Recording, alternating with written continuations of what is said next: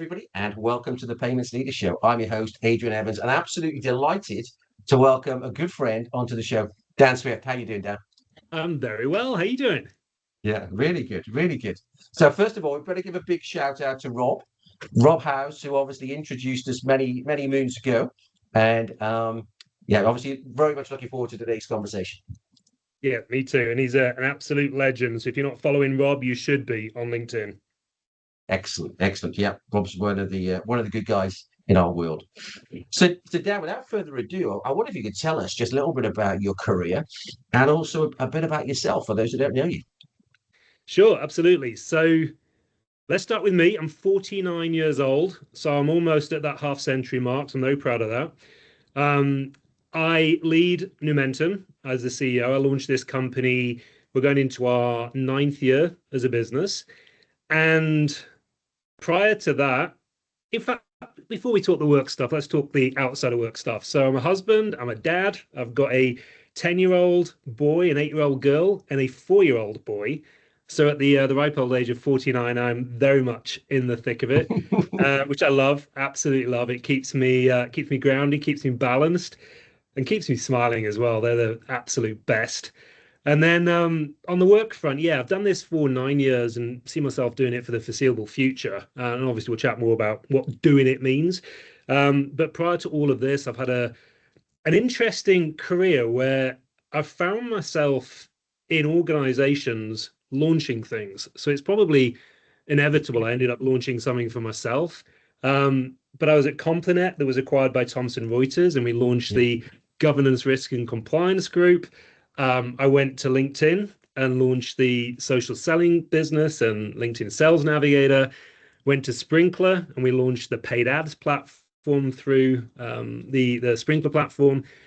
So you get that experience of launching things. Then and I'm an entrepreneur. I just wanted to launch my own thing, and that's what I've done. Amazing. There's a very much a whistle stop tour. We're going to go into a bit more detail than that. But I think perhaps we can start very much from your approach to leadership. How do you go about leading your team, and how do you go about just leading life? Well, what's the Dan Swift DNA on that front? Whew, leading life. So life can be tough. Life can be tough. Let's start there. So, um, I think it's important for me on a platform like this to share some of the struggles that I've had throughout my life. So I've struggled with anxiety and depression for decades, and but I also see it as my superpower. So because I've been in therapy for a long time, and because I know myself inside out, back to front, and upside down, you develop this power where you can see how other people are doing, or equally how they might not be doing particularly well. And you develop this extra, sixth sense about people. So to answer the leadership question, I've always led with compassion because I know how hard life can be. And I was recognized for that. The first time anyone, I was actually really proud of this, the first time anyone was recognized for leading with compassion at LinkedIn was little old me. And I remember sitting in the audience thinking, why have I just been called out? And what does this even really mean? So then I went down, deep into it and figured it out. I was like, yeah, okay, that's what I do. And I like to give people a framework to operate within and a clear understanding of Yeah, yeah, expectations within those frameworks and how you're going to be measured, and also an environment where people feel incredibly comfortable coming to me mm, or someone on the leadership team to say, listen, I'm struggling, or I've got a challenge with this, yeah, or yeah. this isn't clicking. Um, but at the same time, I hire people to do a job with experience.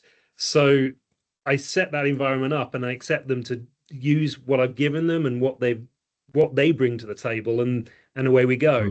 Mm, Um, so a lot to unpack there. I think the compassion piece though, and mm. people and understanding people and being vulnerable as a leader, there's there's a beauty in that now, which having had over the years a lot of people who do not fit that profile as my leaders, you remember how that makes you feel, right? And Yeah, I want to be able to impact people so they can enjoy what they do, but also provide for themselves, provide for their families, and Mm. That's why we're doing it at the end of the day, isn't it? Whatever we're doing, Yeah, that's yeah. what really matters, you know.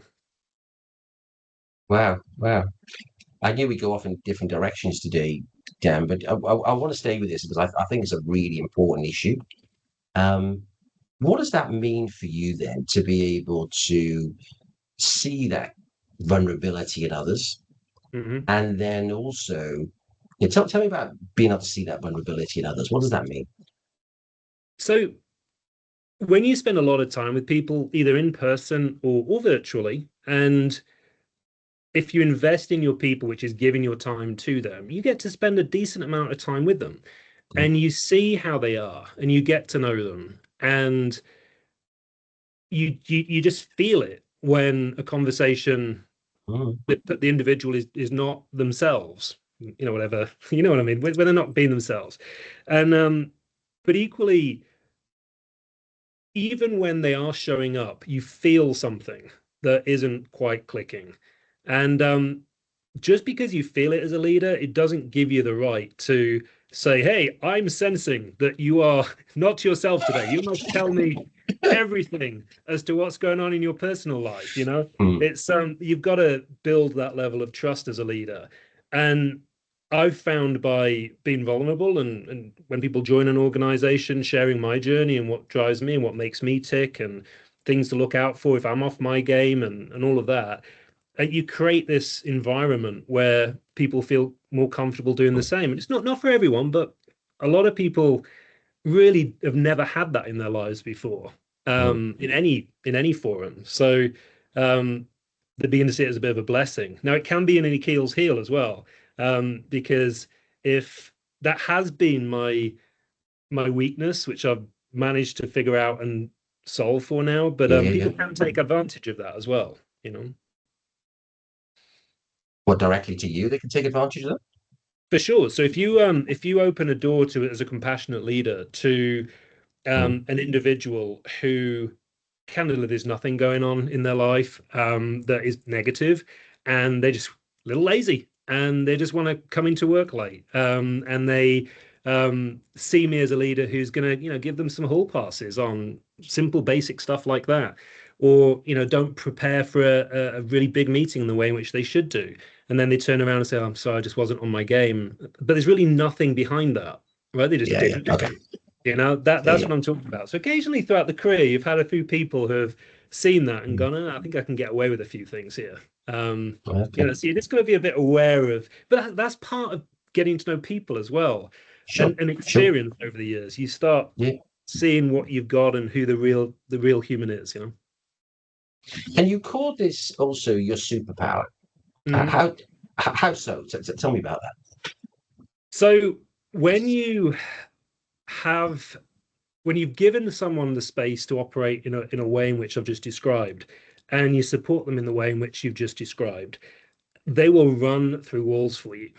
Mm. And doing what we do, in a sales world, it's all about effort.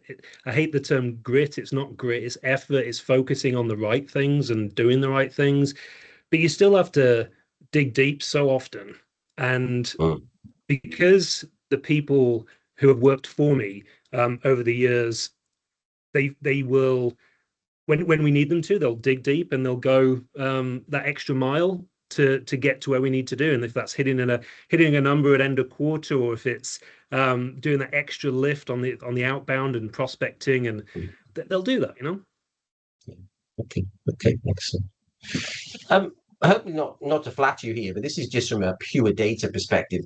The number of people I know who've connected with you over the years Mhm. and have then said, "Oh, I know Dan. This is your brand, Dan. I know Yeah, Dan. A number of years ago, I was only an intern. I was only sort of junior in an organization, but he had some time for me. He took yeah, some time out to understand what I was looking for at the time, whatever it may be. I've lost a number of fingers the number of times I've heard that from you. And again, it's not meant to be flattery. It's a total data point. Okay. yeah, yeah. Now that, dare I say, call an infinite mindset, an abundant mindset, is how I like to go about the world and the best people I know. Where does that come from you, Dan? Because the truth is, unfortunately, it is rare. Yeah, yeah. And I've been plunged into darkness whilst you were asking that question. So just step away from my screen, but I'll keep answering your question. No, Um, we'll do so improv. We're good. We're good. yeah, exactly, exactly. You've known me long enough. So I didn't at a young age have the support for myself as a human being that I needed. So my dad left when I was 12 years old, and didn't just leave. He left. We didn't really see much of him. And when you're a kid and you're growing up at that kind of very vulnerable age, you know, pre-pubescent, um, and you don't have that father figure around, um, Mm, something doesn't click right. And because of that, and because of where I am now, and its life has been a battle, you know, you you feel very privileged. At least I feel very privileged. Yes, I've earned where I am, and yes, I've worked for it. But people need help, right? They need yeah. what is it? What is it to me to take 5 minutes out of my day to introduce a rep to a potential buyer, or someone who's struggling and out of work to someone Yeah. I trust implicitly for a job? It's nothing. Mm. Um, I don't even think I'm not even looking for anything back in return. But what's been interesting is I've gotten it back in spades. Um, Yeah. Yeah. Not even necessarily from that individual, just someone. Mm. I think it's what you put out into the universe, right? It just something is bringing it back to me. I don't know what it is, but something is. Yeah, that's fascinating because a number of years ago, when Rob and I were talking on another podcast show, he said actually giving back, and he's brilliant at giving back to Yeah, people, is the most selfish thing you can do. yeah, And I said to yeah, him, "What do you mean the most selfish?" He said, "It might not come back from those people." He said, "But you're putting great stuff out to the universe. So yeah. even if you wanted to, and that's not the reason we do it, or any of us do it actually, is actually it does come back because you're putting yourself in the right space and you're just doing a good thing for people anyway." Yeah. Yeah, 100%. And it's also I think about posting on LinkedIn, because obviously I do a lot on the platform with what Of we course. do. And a lot of people think about posting as all they ever post about is the company they work for. And then they Yeah. switch companies, and then all they post about is that company. Yeah. And there's just a misunderstanding of what LinkedIn can do for you as an individual. Because I always think about, if I post, what kind of value is it going to bring to anyone who Yeah. sees it in the feed, Yeah. and Yeah. they're going to assume it, read it, and bring value? And this is a way to do what we're describing at scale, like one to many. Give as much as you can in terms of what you've learned over the years, Mm. experiences you've had, things that will bring value to the individual, and sometimes just inspirational stuff that would give someone a little bit of a pep in the step or bring a smile to their face. Because again, life can be shitty sometimes, and Yeah. that's how I think about it. So it's one to one in the moments we've described, and one to many, you know, on the platform.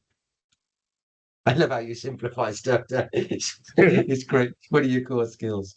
Anyway, can we just get a little bit about technology? Yeah, Um, Obviously, this is in the payments industry, which obviously is going through a huge growth space and is very excited at the moment, etc. But I don't know, but generally, we're looking at enterprise sales and enterprise connections. But out of all of the technologies at the moment, what is the one?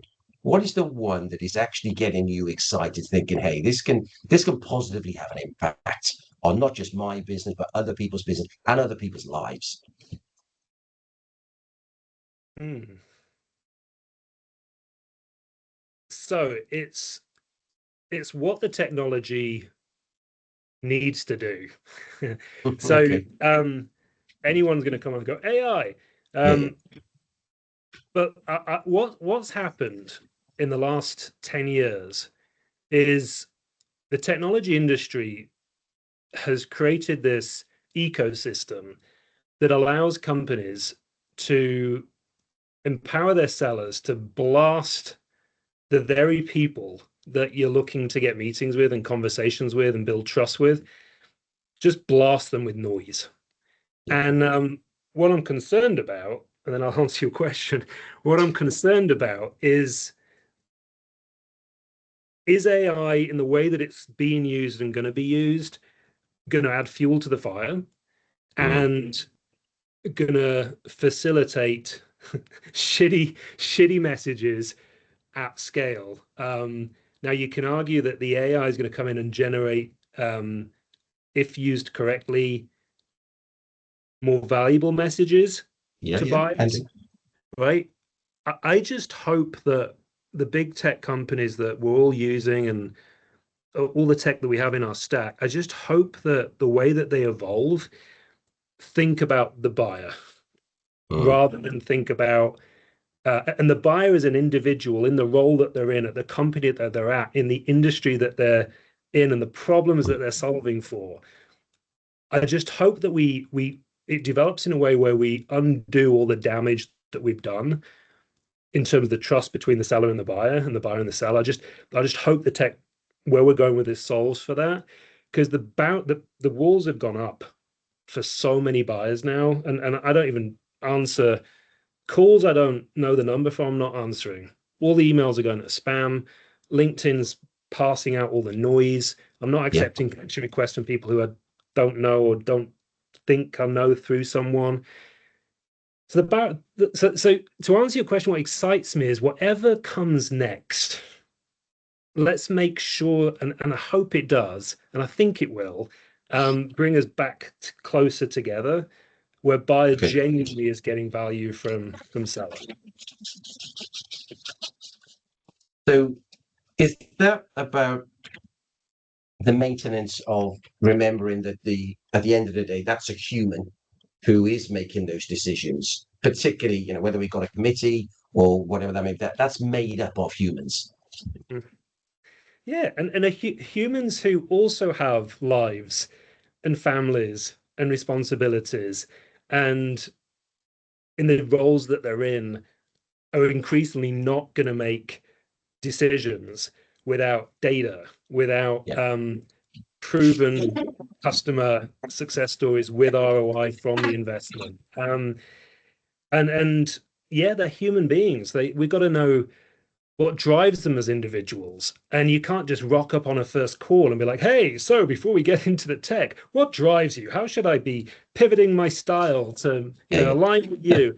But what you can do is figure out who that individual knows, who you know, and then go Mm. talk to that individual to say, listen, I've got to get to this, let's say, chief digital officer, and I've done my due diligence, and I know what they're going to care about from all the research that I've done using AI, and I've mapped my value propositions to what's in the public domain. But two things you could help me with. One is you work there, so Yeah, yeah. how is it being talked about internally? And then two is tell me about the individual. How do they like to be approached? And is there a way that I could really land this that's going to resonate, that aligns to how the individual's been talking about this problem internally? And people, I back up. I was about to say people don't do that. Sales organizations are not allowing their people to do that because that's a step that's outside of a sequence, right? Right. That's something that isn't necessarily measurable. And by doing that, you're going to have to slow down, which means you might not hit your ridiculous metrics anyway. So the things that you should do, and the salespeople oftentimes know they should be doing it, but they're not being allowed to, which is Yeah. just nonsensical, you know? Hmm. So I know you put an article, I think it's 2023, you were in Forbes, and Yeah. you were talking about the value of relationship capital. Mm. Is this really what we're talking about? About looking at actually what we do have and how we can make that human, and then how we leverage that effectively for win-win. Yep. Is that what we're talking about here? 100%. 100%. So you think about where the industry is now, and so many companies, your salesperson is being told, right, this is the sequence, this is what we've done, these are the messages. Really just run the process, get these messages out. Now, the way that we think about it, and again, because of my LinkedIn background, the first thing the seller should be doing when they look at company A is, first of all, who do I know at company A? Whether they're in the buying positions or not, just who do I know? And then who at my company knows people Mm, at company A? And again, not necessarily in the buying positions, just who do they know? And is the best use of my time cold blasting the individuals that I've identified in my buying committee who I mm, think are the right people? Or maybe have a conversation with someone, we call it lateral selling, but someone who is mm, in a functional area, but at the right level, who by having a conversation there, albeit briefly, you could then get introduced laterally to the person that you actually want to have that conversation with. Um, so when we mm, think about what the sequence is, companies have told us we're literally stage zero. And there's two parts to it. One is the technology, which is oftentimes Sales Navigator, mm, right? I launched that for the for LinkedIn, as I said earlier, but the tech LinkedIn will tell companies, "Oh, you score so highly, and your adoption rates are fantastic, and great job." But people are not using the platform in the way that I've just described, mm. oftentimes, to go find people that you can have those conversations with and execute. And then it's how to have those conversations. So and how to secure the conversation. So it's literally the dialogue, like what are you going to be saying to get the meeting? And then when you get the meeting, what does the conversation look like? But even before that, how do you get the meeting? It's through relationships, human beings, who knows who. And there's even another layer to this where just because two people know each other, if you have brought zero value to the person that knows the individual buyer at that organization. If you put zero value to them, what's in it? Why would they? And if you're not a Mm. good human being, why would they Yeah, yeah. introduce you? And so I always think about how do you show up on LinkedIn? What value do you bring to people, and have you brought to people by posting, and how have you helped people, other people? Mm. Um, yeah, there's a lot to unpack. Yeah, that's fascinating because we've gone from talking about business development, yep, Mhm. to outreach, to technology, to ultimately right back down to being a decent human being.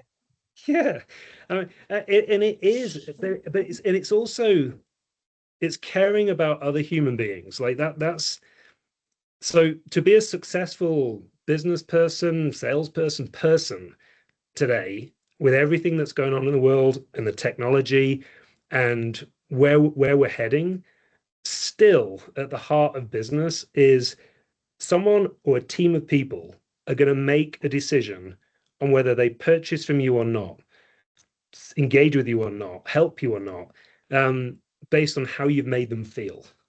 And if you've made them feel like, yeah, I can trust this person, and yeah, I'm going to make that decision to invest, then you're going to be successful. But that's what we do as a business. That's what we solve for. We talk about buyer experience, but it's all about how you make buyers feel.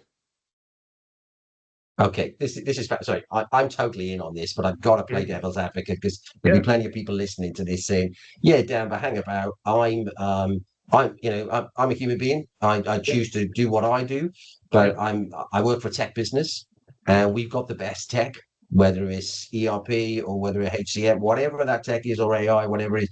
Our tech is better than anybody else's, Yeah. and our support is better than anybody. You know, I'm going with this, yeah. Yeah. So look, the product's going to sell, and my leaders are telling me, my board's telling me, we've invested God knows what in this. So people are bound to buy because this is better technology. Mhm.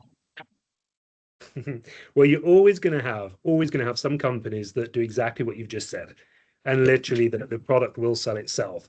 One out of 1,000 times that is the case, right?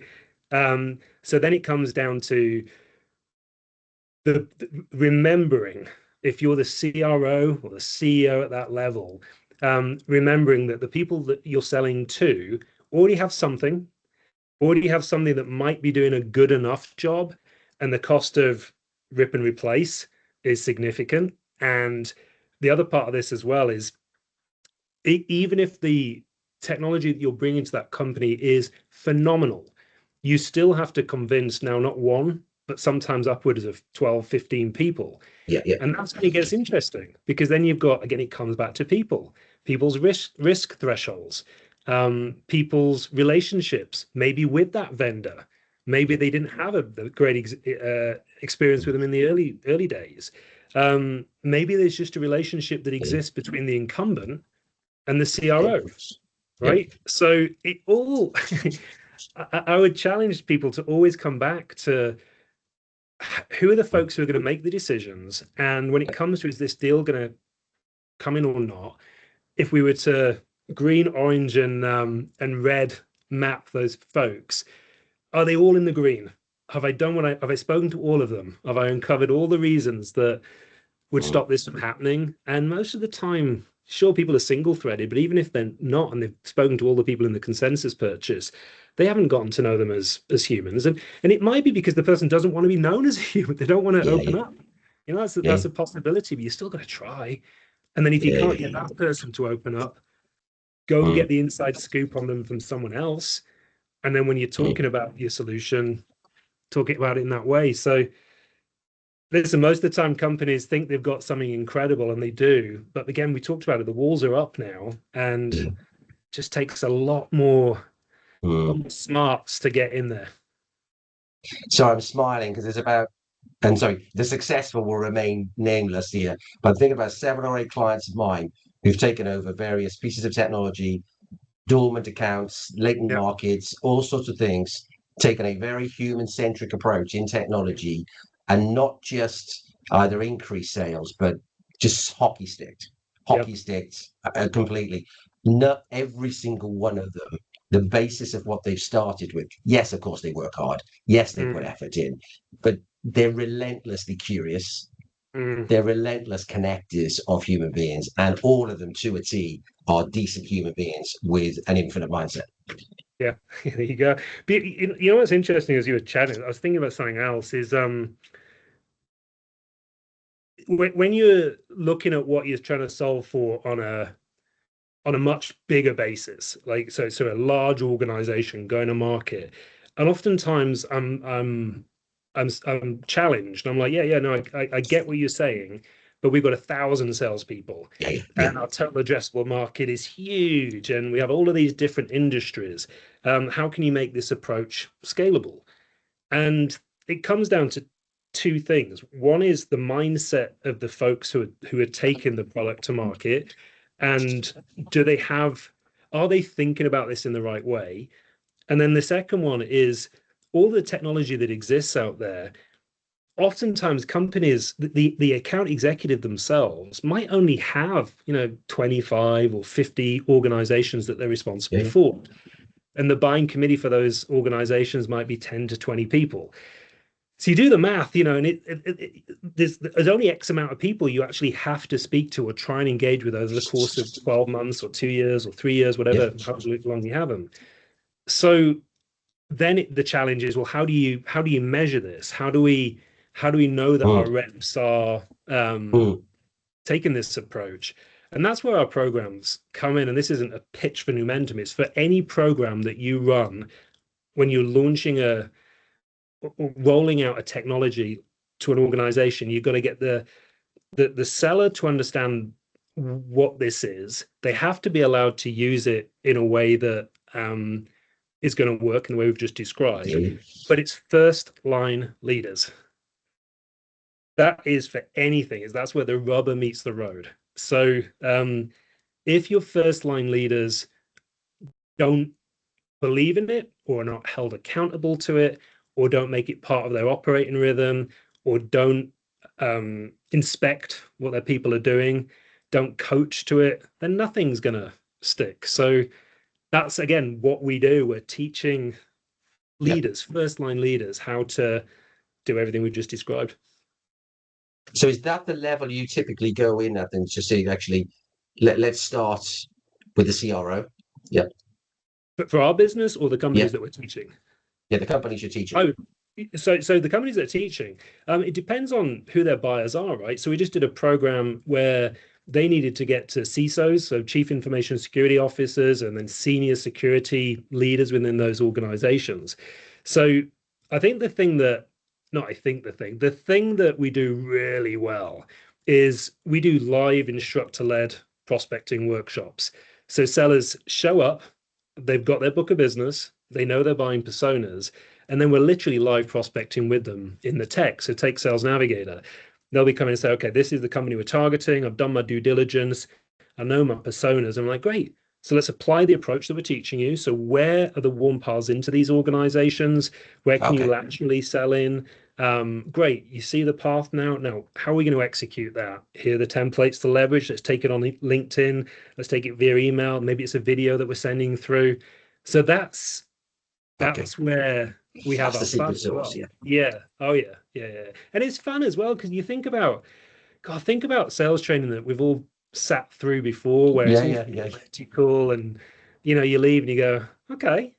And I'm always a half glass full kind of guy, so I'll be like, okay, I got something from that. And of course. Sometimes you pull a few things, but with this, when sellers are leaving, having secured meetings with companies they're responsible for after just 90 minutes of their effort, then not only did they do it between that workshop and the next one themselves, but they come to the next one and they want to learn more. So we have fun doing it as well. And I suppose just to extend this even further, what I always remember, like one of my first trainings, sales trainings, and somebody got literally a thermometer out. And they just said went from warm to lukewarm to cold. Yeah. But he did make a good point, which is that your best next prospect is somebody who's already bought from you, or you have a warm relationship with. And actually, I think that's sort of natural. That surely this naturally extends to your network. Yeah. If you get a warm referral, I always remember a particular referral. It was in the UK. It was 33 degrees in the afternoon.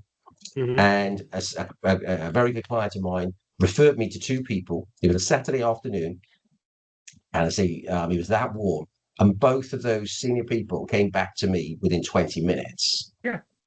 Now, to me, that was living proof of the trust he had with those people, and how they also in turn valued his opinion.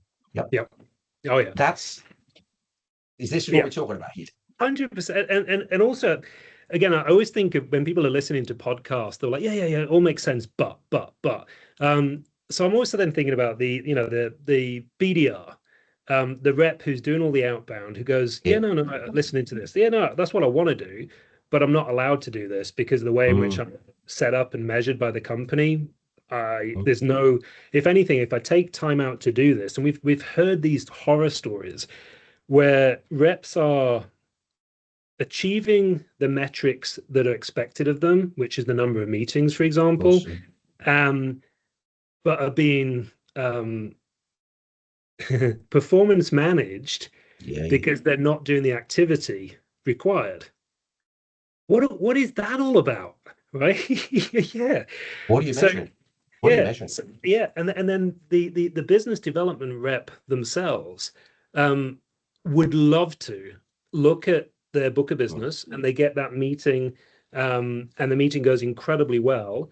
And the business development rep would love to go back to the individual that they got the meeting with and say, listen, we clicked, and obviously you've spoke to the AE and things are great.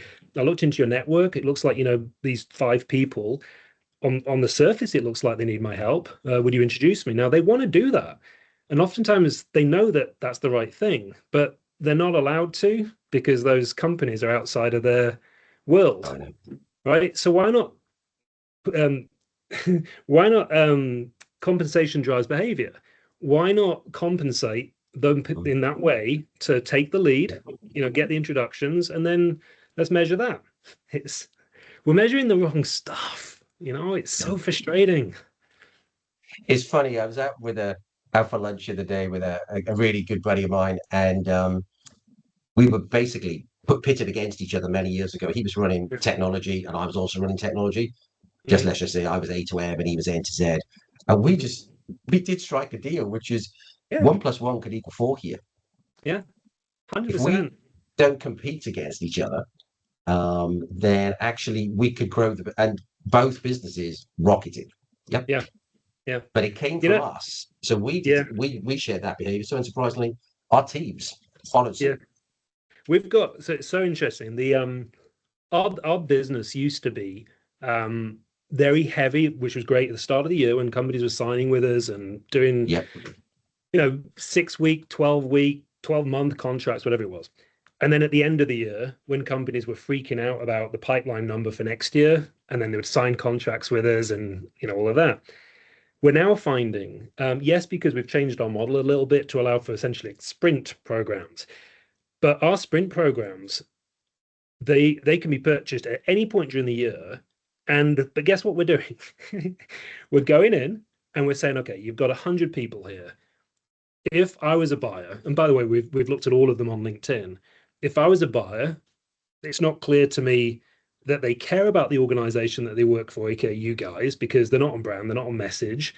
I'm looking at their profile to understand what the heck it is that you do and how you do it differently. And if you've done it with anyone in companies in my industry that I would know, and they look like kids, or it looks like their resume, it looks like they're looking for a job. So it's like the first part of a program is let's get the executive presence, let's elevate them on LinkedIn so their profile, when looked at by an executive, is like, Okay. interesting, right? So that's going to improve your conversion rate from outreach to conversation. The second one is they've got their book of business, they know the buyers, literally a sprint program of looking for every single relationship that exists into that book of business and then executing against every single one of them. And the pipeline we literally just did with one with an organization, which is why I used the one earlier of CISOs and senior security officers, 130 or 127 meetings with potential decision makers at organizations in 6 weeks. I mean, that's more than they got in the entire previous year, and they spent all their time talking to folks who are never going to buy. So, why not just make this the thing that you do all year rather than make it just a Yeah, sprint yeah. program? Anyway, I can't stop smiling because the opportunity is phenomenal. Um, but I am concerned about the bigger picture on the technology front. And is it going to widen the gap between buyer and seller, or are we going to do something to shrink it? So sorry, just to press this one home, is we often hear that we're looking for greater and greater revenue. Yep. Mhm. And at a very sort of point zero point, I always think, well, let's look at the left-hand side of that equation. And I Mhm. think there's three things that really do make a difference to start with. And I'd love your view on this. We need data. We need good data. We need to identify who we want to do business with and who our ideal customer profiles are. And AI can help us with this. We need dialogue, which has to be human, and we need relationships. So please pick any of those three down and just tell us some wisdom or one on each, that one thing that the audience listening to this could do with either their data set, their dialogue skills, or their attitude and mindset to relationship management. Ooh. All right. So you should have the data that sits in either LinkedIn Navigator, Zoom, whatever your platform. You should have the data. Use AI now if you don't know, if you're earlier on in your journey as a business, to figure out your persona and help you with your value messaging and get all of that tight. But again, it's only going to get you so far. But it all comes back to relationships. Always, always, always, always. Because I give you another data point. When we execute our programs and you identify a warm path in, you're going to get a meeting with that senior business leader more than 70% of the time, 7-0. Whereas you go cold to that same individual with the same data set, right, with the same messaging, less than 1%. Mm. So, I shouldn't laugh when I'm, but Yeah, why are we not all doing this? And oftentimes it's just education, it's awareness, um, or it's the fact that if it is a PE-owned organization, the pressure is on yeah. activity, activity, activity. But it's relationships. Just to confirm this, then, okay, and I've always felt this about some of the best enterprise salespeople I know. Remember once at Enterprise Sales Club, we're out for dinner one day, And somebody made a really important point, which he said, sales is the great social leveler. Hmm. Because if you've got the right mindset, if you've got the right attitude, if you look at relationships from the right place, there is no limit really within sales where you can go. So just to confirm, all this is learnable. All this is about mindset. All this is about having the right, especially utilizing the access that many of us already have access to. It's all there. It's all there. And you mentioned it, mindset. It is also mindset, but not just of you as a seller, the mindset of the first line leader who Mm. is leading the organization, that person's boss, and up the Mm. food chain. This is a motion and as a way of doing business and a way of culturally existing as an organization goes to the top, and if your executive leadership team don't believe in, let me back out. No one in an executive leadership position is not going to agree with us that this is the right approach. But many, many, many people at that level are not aware that you can execute against this approach in the way that we've discussed on today's podcast, in a way that can be step zero in your outbound and step Yeah. zero in your customer expansion. They're too many steps away from this. Yeah.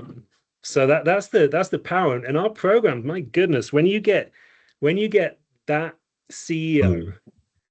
to understand what's possible and then allow us to transition their presence on LinkedIn and educate them on what they could be doing Wow. and what they Yeah. could Yeah. be posting and how they can be leading, then it just literally just through the organization, and the rest is history. Well, also that's fascinating because especially very large deals at some point, and preferably at the beginning rather than at the end, executive to executive sponsorship Yeah, between those two organized yeah, is fun. So the earlier the engagement, the better. yeah. And the when that happens, your executive at your company should be explaining. So the way that we do business is this, and the Yeah. way that we go through our process is this, and this is why. And it's a buyer first process because we don't want you to purchase anything from us if it's not going to bring you value, because we'll invest resource. It won't work because you won't be committed and you won't renew. So it's gonna Yeah. it's gonna make it cause us problems. So this is how we operate, and this is what I need from you. And you need to open your um, relationship kimono to my people. And the reason we're doing it, we're good people. We want to understand. We want to learn. And you are willing to do that? Yes, I am. Great, fantastic. And you set that upfront contract as to how we're going to interact, even at that early stage before they're even a customer. That's the nature of the conversation that the two execs should be having. But that doesn't happen. It doesn't happen. These execs get wheeled in and are not properly briefed and are not Yeah. Yeah. asking for the things they should be asking for. And it's just checking a box. The suit has arrived, the suit has met the other suit, and then Mm. back to the rep and the buyer. Wow. Wow. There's so much here to unpick, Dan. There's so much to unpick. So for you, what does it mean then to be actually customer centric? Talking about what mindset do you wake up with or get yourself in the frame of mind to be in per day? Definitely don't wake up with it. It takes me a few coffees, or my new thing is matcha. But no, it's coming back to the way I lead. It's the compassion for the buyer, Yeah. um, and not adding noise to a world that's noisy enough for them. And Mm. the way that I think about how we operate as a business and the way that we are teaching organizations to operate as a business is it is how I said it earlier, how are you going to make them feel? So if it's outbound, is your message going to be exactly the same, switching the company name for, Yeah. the same as 8 or 9 other companies, and create the same response, which is like, "Ugh," or not even that, because your message has gone to a spam filter. Yeah. Yeah. Yeah. Um, Indeed. or you're going to do something, take a totally different approach where the response on outbound from the buyer is like, Mm. okay, that's a little different. I've not thought about it like that. Who is this person that sent it to me? Wow, they've been posting some interesting stuff. yeah, I will accept your connection request. And you know what? I will also take a meeting. It's how do you make them feel? And we teach all of that in terms of right content, right channel, right time. But then also during that buyer's journey, on the assumption that they've had a good experience with the AE who reached out or the BDR who reached out and transitioned it to the AE, and the AE did a great qualification call. What is the way in which that rep first of all reaches out to the buyer and says, hey, let's meet, and by the way, this is me, that's a video introducing yourself, and here's my calendar to book the time. And then after the meeting, or whatever platform to book the time, and then after the meeting, it's a follow-up video that can be shared internally with other members of the stakeholder committee, the consensus purchase, and it's the materials from the meeting with a 30-second video that call out the most salient, relevant points from the conversation you just had. So then when it's shared, then the people in the consensus pick, everyone, this is not rocket science, right? But very few organizations are doing it. And if they did it, they would differentiate the buying experience from all the other companies who are selling something that sounds pretty similar. But why are they not doing it? It's a new skill. You've hit on something really important. Like you and I are business owners. Yep. Mhm. So, in all fairness, we can have these conversations. I'm just thinking of the audience here now. Yeah. It's quite easy for you and I to show up every day Mhm. as us. Yeah, it's not difficult. We show up as we know whom we are. We know what our brands represent, and it's completely entwined. What advice would you give to that rep or to that BDR or SDR who sat there thinking, yeah, that's great, but actually I'm in sales, but I'm not okay. How much comfortable am I showing up with all of me at work? Because Mhm. actually, do you know what? I haven't got a compassionate leader, and I could be shot for showing up with a bit too much of me. Yeah. Well, you're in the wrong place. I would be thinking now about starting your job hunt right now for while you're gainfully employed for another employer. Um, and I'm not jesting. I genuinely believe that because you should be able to show up as your genuine self. Now, whatever organization you go to, there's always, like I said earlier, there's always going to be frameworks that the company or the leader gives you. And when you're going through that interview process, dig into that. Like, what's expected of me? How do you operate? What are the tools? What are the metrics? All of that good stuff. Um, but you got to find a home, and wrong term. No, you don't need to find a home. You need to find somewhere where you can be yourself. Yeah. um, and the other part of that as well is even as a BDR or early talent, right? And you're starting out in your career. Yeah. If you've found that place and you are comfortable and you believe in what you're doing, don't just believe in it. Go to the next level, which is the growth mindset, which is go read every single customer success story that the company has and be able to articulate it back, not in their words, but in your words, right? Yeah. And be able to do that. Go read as much as you can on the industry, the people that you're selling to, Yeah. the Get buyers. absorbed. Yeah. Yeah. I mean, but immerse yourself in it, right? And you can't half-ass this. This is something that you need to, and this is outside of company hours. This is reading up on this stuff. This is using, Chat GPT, Gemini, Perplexity, whatever, just digging deep into all of these topics and just become an expert in your craft. But make sure you look like that on LinkedIn as well, because if you don't showcase yourself and associate yourself with the brand and look the part and have the right photo, not a photo from college, it's like there's so much to do to make that first impression. And when you have the conversation, you said it earlier, be curious, right? And you're allowed to say, listen, I've done my due diligence. This is what I know. And this is what I found out. Yeah. And this Yeah. is what people told me about. But I don't work there. And I have a point of view, but I might be way off. So how well did I do? Be light with it. Grade me. Give me a score. Have some fun with it. You know? Brilliant. Brilliant. You made me smile a lot today, Dan. And giggle. Is just going back now to your 21-year-old self. Hmm. Yep. What would you be saying to younger Dan? what would be the conversation you'd now be having reflecting back? Ooh. I'm now picturing 21-year-old Dan just about to embark on a world tour backpacking. Um, so I'd change nothing about that experience. But when it comes to business, I would be saying, and life, I would be saying it's going to be okay. It's going to be okay. Like you got a long, long way to go. And Mm. the only pressure that you need to put on yourself is to be the best version of yourself, to be compassionate, to be kind to other people. There's a lot of pressure that's going to be coming your way, and it's going to be okay.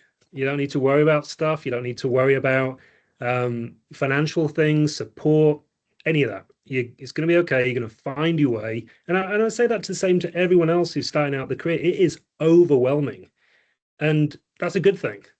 I'm 49 and I'm overwhelmed, or still, and that's a good thing because nothing stays still. you know, um, industries keep changing, technology keeps improving. AI is now the cool stuff. It's nothing stays the same, and you just got to keep evolving. You got to keep learning, and you got to keep caring. The minute you stop caring, like it's game Yeah. over. It's game over. So, Dan, this is normally the part where I try and bring together the most salient points from here, but I've God knows how many points I've got here. So I'm just wondering if I could try and pull out the most salient. Would that be okay? Yeah, please. Well, I think there's been a number of themes through this conversation, but I think two have stood out for me. Well, three have stood out for me significantly. Number one, be compassionate. Number two, actually, it's all about human beings. We're in the business of humans, whatever business you're in. And number three, about being curious. You started out with talking about being compassionate. The sense I got from you was about being compassionate to yourself, which allows you to show up as the best version of yourself and naturally then to be compassionate with others. However, we're looking at the opportunities within technology at the moment and the most important ones. However, we look at when the rubber hits the road, there's got to be a human to connection. It's either going to be one to one, and we now have a privileged position of being able to go one to many in a human to human way rather than a systemized sequence way. So why not embrace that opportunity?